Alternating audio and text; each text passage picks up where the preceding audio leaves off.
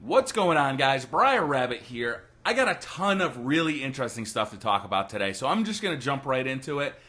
The first thing is that Sony has announced the PS4 will support video capture over HDMI. This is really big news to anybody who wants to record PS4 gameplay footage without using Sony's proprietary systems, namely that share button and whatever services that Sony decides to team up with. What this will allow you to do is use any kind of capture device that you want that can record HDMI and record it and post it on your web service of choice, such as YouTube. This is great news. There was a big dust-up about this last week, you may remember, when there was a video posted on Machinima saying that they had a source that the PS4 would include hdcp, which would not allow it to would not allow you to record gameplay footage over the HDMI cable. And since there's no analog out on the PS4, that was a big deal. Well, I don't know if maybe that source was wrong, or if Sony saw the dust up and saw that they weren't giving gamers what they wanted. Whatever the case may be, they have announced that they will allow you to record gameplay over HDMI. And that's a really big deal for anybody who wants to record it or wants to watch it on YouTube. I'm really excited about this. I think it's just it shows another sign of Sony caring about what gamers want. They made a big mistake, I believe, when they released the PS3, is they were top dog, they knew they were top dog, and they made a bunch of decisions that weren't really consumer friendly. I think they've learned their lesson. That's been evident ever since they announced the PS4, and I think it's really a great sign of things to come with the PS4. Next up, we have this little device. So it's a little hard to tell exactly what this is from the picture, but what it is a game controller that is a case for either your iPad or your iPhone or any iOS device. So the exciting news here is not the actual controller, although I can't wait to get my hands on one. It's the fact that iOS 7 now supports these controllers natively with APIs.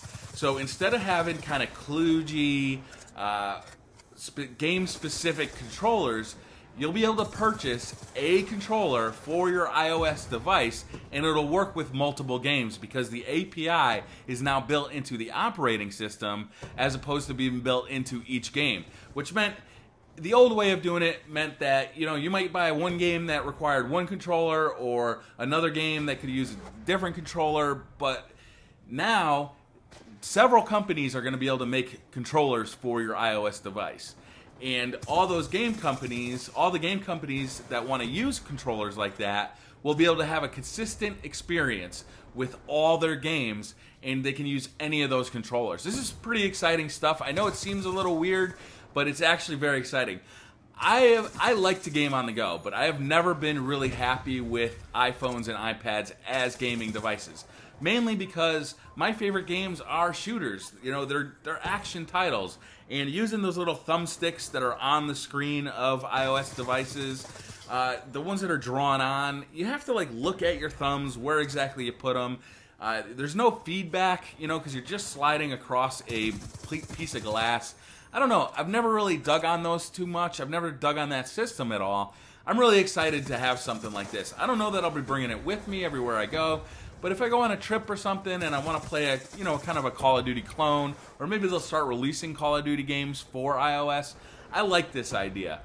I hope that it is as successful as I want it to be. I will definitely be picking up a couple of these and testing them out. So watch the channel in the future if you're interested in that kind of thing.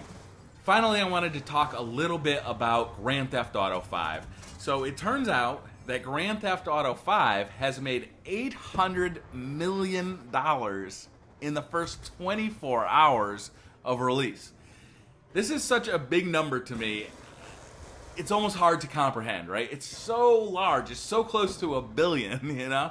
So anyway, it's obviously the record. It's the biggest selling entertainment phenomenon ever. You know, it's like the fastest to 800 million ever. The biggest opening day of any entertainment product ever. It's amazing.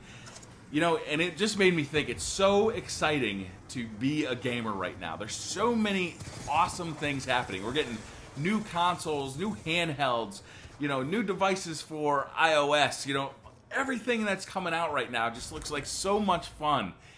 It's just absolutely amazing. If you haven't checked out Grand Theft Auto 5 yet, you got to check it out. It's an absolutely amazing game. It is so fun. The detail in the world is so rich. It's amazing that they were able to put all this into one game. It's actually also the most expensive video game ever made. It actually cost them $250 million to produce this video game.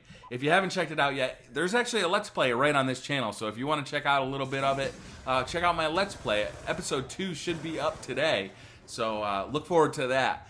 But I am having a ton of fun playing this, and it absolutely deserves $800 million. I mean, it's an amazing game. So, once again, it's just a great time to be a gamer. Thank you very much for watching, guys. I really appreciate it. Hit that like button if you like this video, and if you're new to the channel, hit subscribe, and I'll see you next time. Bye.